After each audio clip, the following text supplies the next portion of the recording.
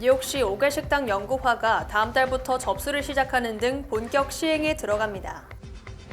뉴저지주 연방상원 예비선거 여론조사 결과 앤니기 연방하원 의원이 필 머피 뉴저지 주지사에 보인 태미 머피를 10% 이상 앞섰습니다. 최근 몇 달 동안 수십 명의 피해자를 낳은 모페드 휴대폰 강도 사건에 여러 난민이 연루된 것으로 드러났습니다. 오는 2026년 7월 19일 북중미 월드컵 축구대회 결승전이 뉴저지주 매트라이프 스타디움에서 개최됩니다. 아름다운 제품에서부터 아름다운 사회를 만들기까지 키스는 뉴욕에서 시작하여 현재는 전 세계 12,000명의 직원들과 함께 끊임없이 도전하는 기업입니다. 사람을 생각하고 존중하는 기업. 키스는 한인들이 사회의 주인공이 될 수 있도록 든든한 버팀목이 되겠습니다. 글로벌 뷰티 기업 키스. 시청자 여러분 안녕하십니까? 2월 5일 월요일 TKC 뉴스데스크 첫 소식입니다. 뉴욕시 5개 식당 연구화가 다음 달부터 접수를 시작하는 등 본격 시행에 들어갑니다. 뉴욕시는 지난해 8월 제정된 뉴욕시 5개 식당 연구화 조례에 따른 세부 시행 지침을 마련하고 다음 달 2일부터 시행에 들어간다고 밝혔습니다. 일단 뉴욕시는 다음 달 3일부터 8월 3일까지 5개월간 온라인을 통해 5개 식당 면허 신청을 받으며 4년간 5개 식당 면허 수수료는 $1,050로 책정됐습니다. 하지만 5개 식당의 크기에 따라서 매년 납부해야 하는 추가 수수료는 별도로 부과됩니다. 5개 식당 연구화 조례는 차량 도로변에 설치하는 로드웨이 카페는 매년 4월 1일부터 11월 29일까지 8개월간 허용하고 인도에 설치하는 사이드워크 카페는 1년 내내 영구적으로 허용합니다. 특히 차량 도로변에 설치하는 5개 식당은 쉽게 철거할 수 있는 재료를 사용해야 하며 눈이 내릴 경우에 대비해 11월 30일부터 이듬해 3월 30일까지 겨울철 4개월간은 금지됩니다.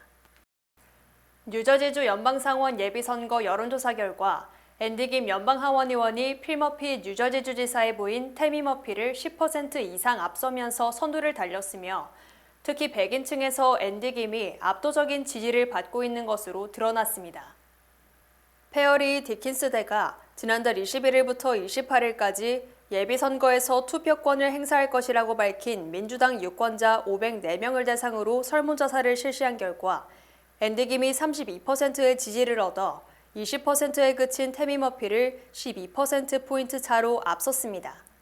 또 뇌물수수 혐의로 기소된 로버트 메렌데즈 현 의원은 9%의 지지를 얻었고 노동운동가 패트리샤 캄포스 메디니는 8%에 그쳤으며 31%는 지지 후보를 결정하지 않았다고 답했습니다. 앤디 김은 정치 성향별로 리버럴의 40%, 중도파의 34%, 진보파의 43% 지지를 받는 등 비교적 고른 지지를 받았습니다. 특히 인종별로는 백인층에서 앤디 김에 대한 지지가 머피의 지지를 압도한 것으로 나타났으며 이는 앤디 김의 입장에서 매우 긍정적인 것으로 풀이됩니다. 백인 유권자 중 절반에 가까운 47%가 앤디 김 지지를 선언한 반면 태미 머피의 지지는 15%로 백인층은 앤디 김에 대한 지지가 3배 이상 높았습니다. 아시안 유권자도 34%가 앤디 김을 지지했으나 태미 머피도 24%를 획득, 지지도 격차가 전체 평균 격차 10%에도 못 미치는 등 아시안이 백인보다 앤디 김의 지지가 낮았습니다. 반면 태미 머피는 흑인 24%, 히스패닉 26%의 지지를 받아 흑인 16%, 히스패닉 10%에 그친 앤디 김을 앞섰습니다. 이에 앞서 지난해 10월 실시된 여론조사에서는 앤디 김이 42%, 태미 머피가 19%로 23% 앞섰으나 당시에는 태미 머피가 출마 의사를 밝힌 직후여서 인지도가 낮았던 것으로 풀이됩니다. 따라서 현재 격차는 당시보다는 줄었지만 필 머피 뉴저지 주지사가 주정부 공보팀을 통해 자신의 아내를 대대적으로 홍보하는 등 사실상 관권 선거를 하고 있음에도 불구하고 앤디 김이 두 자릿수 리드를 지킨 것은 의미가 크다는 분석입니다.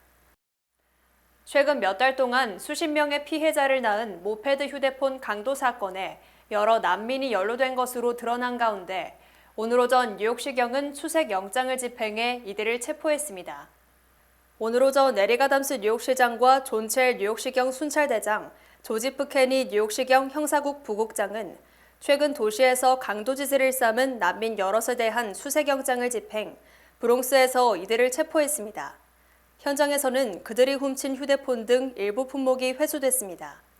이어진 기자회견에서 아담스 시장은 많은 난민들이 더 나은 삶을 찾아 뉴욕으로 오고 있지만 우리의 법을 지키지 않고 공공안전을 위협하는 이들에게 내어줄 자리는 없다며 범법자는 반드시 정의의 심판을 받게 할 것이라고 말했습니다. 뉴욕시경에 따르면 최근 몇 달 동안 최소 50명 이상의 피해자들이 휴대폰을 강탈당하는 피해를 입었으며 용의자는 범행에 모페드를 이용했습니다. 한편 지난주 타임스퀘어에서 두 뉴욕시경을 공격한 난민 일당에 대해 엘빈 브레그 맨해튼 지방검사는 사건을 대배심에 회부하기 위한 절차를 밟고 있다고 밝혔습니다.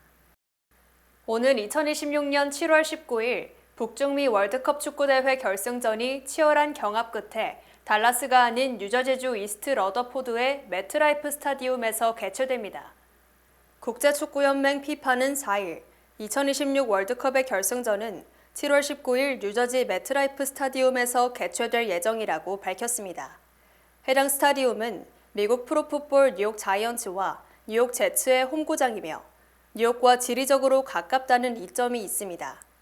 이번 피파의 결정은 결승전 주최지를 둘러싼 필 머피 뉴저지 주지사와 에릭 아담스 뉴욕시장의 치열한 로비 끝에 이뤄진 것으로 둘에게 큰 승리를 안겨준 셈입니다. 이곳에서는 결승전을 포함해 총 8경기가 열릴 예정입니다. 2010년 만들어진 이 경기장은 82,500명의 관중을 수용할 수 있습니다.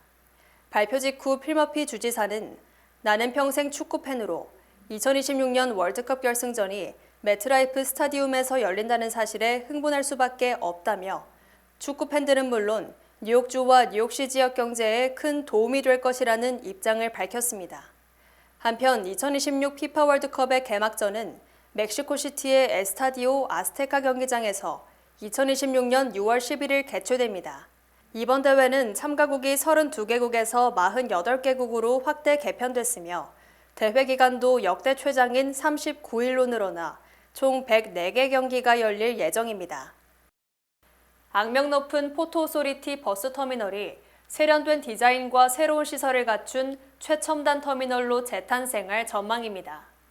1일 뉴욕 뉴저지 항만청은 포토 오소리티 버스터미널의 수정된 재건축 디자인을 공개했습니다. 앞서 해당 터미널은 1950년 개장 이래 낡고 불편한 시설로 악명이 높았으며 그에 따라 항만청은 2032년까지 100억 달러를 투자해 기존 시설을 재건축하겠다고 밝혔습니다. 이를 공개된 새로운 설계안은 기존의 노후화된 시설을 철거하고 버스의 주정차를 위한 새로운 시설과 충분한 전기차 충전소, 새로운 램프, 시민들을 위한 오픈 스페이스를 건축하는 계획 등이 포함됩니다. 항만청의 리코튼 전무이사는 해당 재건축 프로젝트를 통해 교통체증을 해소하고 보다 효율적인 최첨단 시스템과 현대적인 디자인을 갖춘 새로운 터미널을 만들고자 한다고 밝혔습니다. 이를 공개된 환경영향보고서 초본을 바탕으로 앞으로 45일 동안 재건축 프로젝트에 대한 공개 논평 기간과 4차례의 공청회가 진행될 예정입니다. 바이든 대통령이 어제 선거 유세에서 트럼프 재선은 미국의 악몽이 된다며 원색적인 비난을 퍼부었습니다. 바이든 대통령은 어제 라스베이거스에서 열린 선거자금 모금 행사에서 흑인 유권자들에게 당신들은 우리가 도널드 트럼프를 다시 패배자로 만들 이유라고 말했습니다. 바이든 대통령은 트럼프가 의사당 난입 폭도를 인질로 묘사하고 군 최고장성은 사형감, 전사한 군인들은 멍청이 또는 패배자로 낙인 찍었으며 스스로 하루만 독재자가 되고 싶다고 말했다고 비난했습니다. 바이든 대통령은 2020년 트럼프와 대결했을 당시 미국을 미국답게 만든 것들이 위험에 처했다고 생각했었다며 재대결이 임박한 지금 그 같은 위험이 더 커졌다고 강조했습니다. 바이든 대통령은 트럼프의 악몽을 상상해보라며 우리는 백악관을 지켜야 하고 상원을 지키고 하원을 되찾아와야 한다며 그래야 미국의 민주주의를 구할 수 있다고 호소했습니다. 이에 대해 트럼프 캠프는 바이든이 백악관에 온 지 불과 3년 만에 악몽이 됐다며 어떤 가스라이팅도 미국인들이 그가 가져온 비참함과 파괴를 잊게 하지 못할 것이라고 맞불을 놓았습니다. 반면 바이든 대통령은 지난 3일 사우스캐롤라이나 경선에서 압승을 거뒀다고 밝혔으나 사실상 경쟁자 없이 홀로 출마한 것이나 마찬가지여서 큰 의미는 없습니다. 트럼프 전 대통령이 재선에 성공하면 중국에 60% 이상의 초고율 관세를 부과할 것이라고 밝혀 중국이 바짝 긴장하고 있습니다. 트럼프 전 대통령은 어제 팍스뉴스와 선데이 모닝 퓨처스와의 인터뷰에서 재집권 때 중국에 관세를 추가로 부과할 것이냐는 질문에 대해 우리는 그것을 해야 한다고 단정적으로 말했습니다. 또 트럼프 재집권 때 대중국 관세율을 60%로 적용할 것이라는 워싱턴 포스트의 보도에 대한 확인을 요구받자 아니다, 아마도 그 이상일 수도 있다고 말하겠다며 중국의 관세율을 60% 이상으로 할 수도 있다고 강조했습니다. 트럼프 전 대통령은 2018년과 2019년 중국산 수입품에 수십억 달러의 고율 관세를 부과했으며 만약 재선된 뒤 60%의 관세를 부과한다면 중국과의 무역 관계는 사실상 단절될 것으로 우려됩니다. 하지만 트럼프 전 대통령은 이것은 무역 전쟁이 아니며 나는 중국이 잘 되기를 원한다며 시진핑 주석을 매우 좋아한다며 뺨 때리고 어르는 식의 말투를 구사했습니다. 한편 트럼프 전 대통령이 이처럼 중국과의 무역에 강경 방침을 고수하자 중국 투자자들이 트럼프 재집권을 크게 우려하고 있다고 골드만삭스가 진단했습니다. 연방상원이 우크라이나와 이스라엘에 대한 지원과 국경 통제 강화 등을 동시에 통과시키는 패키지 딜에 합의했습니다. 연방상원은 어제 우크라이나 및 이스라엘 지원, 국경 통제 강화, 인도태평양 동맹 우방 지원, 가자지구 인도적 지원 등을 위한 1,180억 달러 규모의 안보 예산안에 합의했다고 밝혔습니다. 이 패키지 딜은 우크라이나에는 600억 달러, 이스라엘에는 140억 달러, 대만 등에는 50억 달러를 각각 지원합니다. 바이든 행정부는 지난해 10월 이 같은 명분으로 1,050억 달러의 예산안을 의회에 제출했으나 공화당의 반대로 난항이 거듭됐고 공화당이 요구하는 국경 통제 강화를 받아들임으로써 합의가 성사됐습니다. 이에 대해 바이든 대통령은 이번 합의에 담긴 이민 관련 조항은 수십 년 만에 가장 엄격하고 공정한 국경 개혁안이며 초당적인 합의를 강력하게 지지한다고 밝혔습니다. 연방상원은 빠르면 7일 본회의 투표를 실시할 예정이며 공화당이 합의했지만 모든 의원이 당론을 따를지는 미지수입니다. 불법 난민 문제가 대선의 쟁점으로 부상한 가운데 공화당 주지사들이 일제히 바이든의 난민 정책을 강경하게 비판하며 트럼프 전 대통령에게 힘을 실어주고 있습니다. 바이든 이민 정책의 가장 강력한 비판자로 꼽히는 그레그 에벗 텍사스 주지사와 공화당 소속 다른 주지사 13명 등은 어제 텍사스 남부국경 이글패스에 집결 공동 기자회견을 열고 바이든을 성토했습니다. 이날 공동 기자회견에 참석한 주지사는 아칸소, 조지아, 뉴햄프셔, 테네시주, 몬태나 등입니다. 그중 세라 허커비 샌더스 아칸소 주지사는 바이든 대통령은 가장 기본적이고 중요한 의무 중 하나를 완전히 실패했다며 국경 및 국민 보호에 실패했다고 직격탄을 날렸습니다. 그레그 지안포르테 몬태나주 주지사도 우리 주들은 미립국자들에 의해 국경을 침략당하고 있다며 바이든은 이들을 맡기는커녕 정반대의 행동을 하고 있다고 비판했습니다. 그레그 에벗 텍사스 주지사는 텍사스주가 국경장벽을 자체적으로 건설한 유일한 주이며 주 방위군을 투입해 국경을 경비하고 있다며 하루에 5,000명씩 넘어오던 지역이 현재는 3일간 단 3명으로 줄었다고 강조했습니다. 이에 대해 AP통신 측은 공화당 주지사들이 국경 문제를 집중 성토함으로써 불법 난민 문제를 대선 최대 쟁점으로 끌어올리려 하고 있다며 결국 바이든 대통령에게 치명타를 가하고 트럼프를 돕는 것이라고 분석했습니다. 한편 AP통신과 시카고대 여론연구센터가 실시한 이달 초 여론조사에서 이민 문제에 우려를 표명한 유권자 비율이 35%로 지난해 27%에서 다소 늘어났습니다. 주요 단신 전해드립니다. 한국부영그룹이 출산 장려책으로 2021년 이후 태어난 직원의 자녀에게 현금 1억 원씩을 지급한다고 발표했습니다.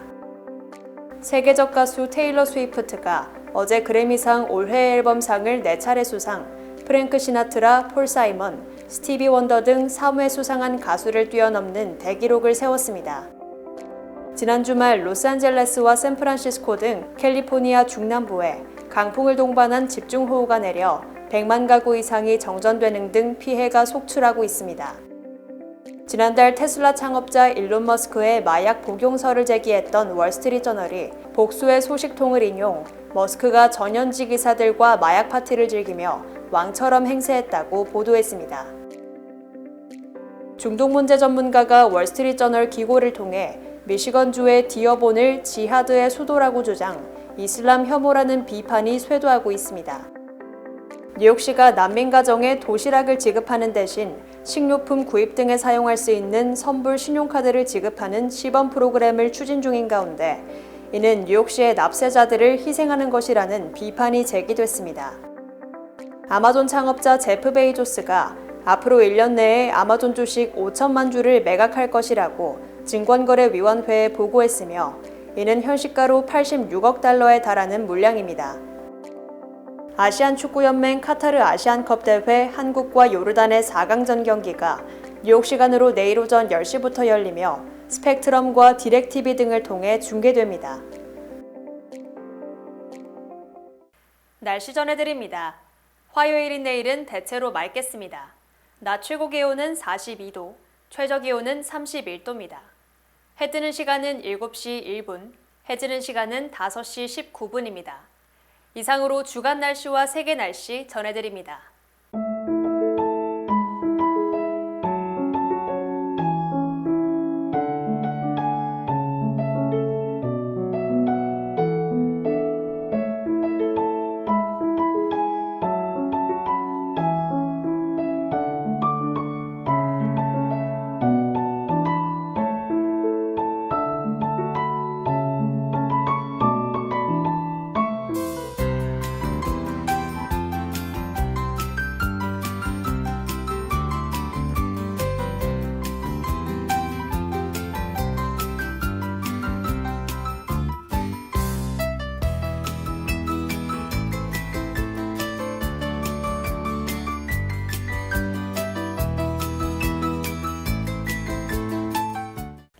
시민참여센터가 2024년 풀뿌리 인턴십 프로그램에 참여할 고등학생들을 모집합니다.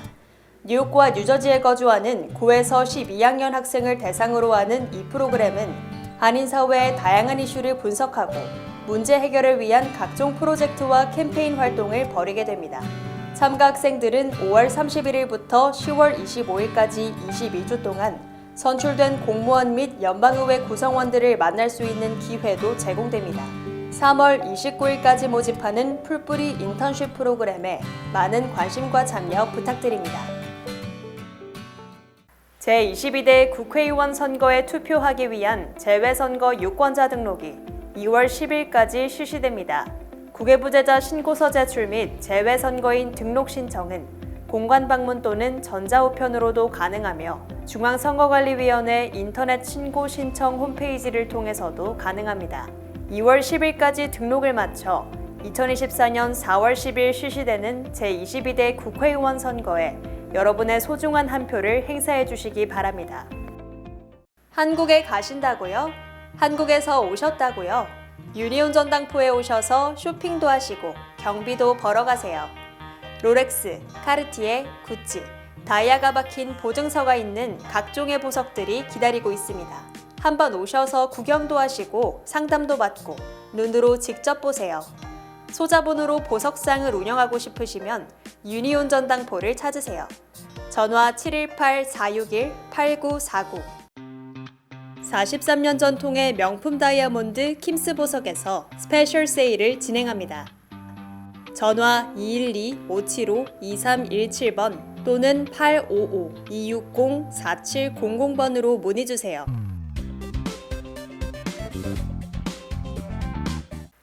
이상으로 2월 5일 월요일 TKC 뉴스데스크 여기서 마치겠습니다. 시청해주신 여러분 고맙습니다.